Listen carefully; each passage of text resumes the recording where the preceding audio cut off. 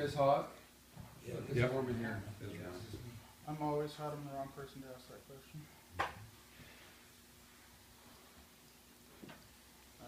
Got the t-shirts.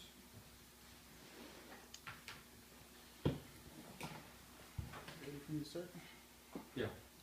Well, no.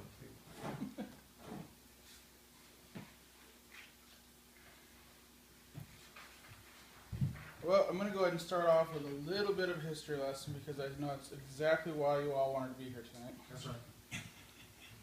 I just felt that this would be a little bit of a help into the person that we're going to look at tonight. The Sanhedrin was essentially two different bodies.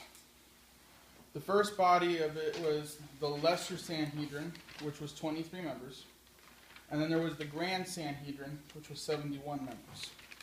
The Grand Sanhedrin was not always in meeting with each other.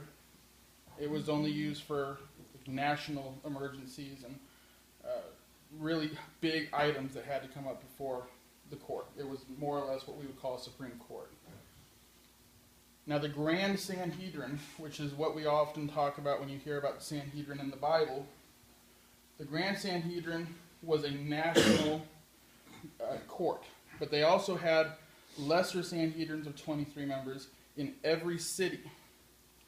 But for the purposes of tonight, when we talk about Sanhedrin, we're talking about the National Grand Sanhedrin. Aside from being a Supreme Court of sorts, they were also the ruling class, and they were led by the high priest at least until 191 AD. They were also the court that held the illegal court that convicted Jesus in the middle of the night. And so today we're going to be talking about one of their members, Joseph of Arimathea. Our text comes out of Mark chapter 15, starting at verse 42 through verse 46.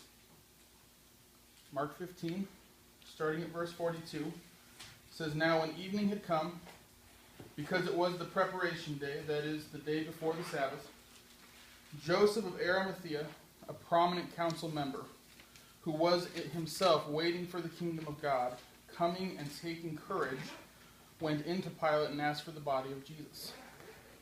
Pilate marveled that he was already dead, and summoning the centurion, he asked him if he had been dead for some time. So when he found out from the centurion, he granted the body to Joseph. Then he bought fine linen, took him down, and wrapped him in the linen. And he laid him in a tomb which had been hewn out of the rock, and rolled a stone against the door of the tomb." Let's take a look for just a minute at Joseph of Arimathea. It says here, this is the New King James Version I'm reading, it says here was a prominent council member. Now, in other translations, it does specifically say that he was a member of the Sanhedrin.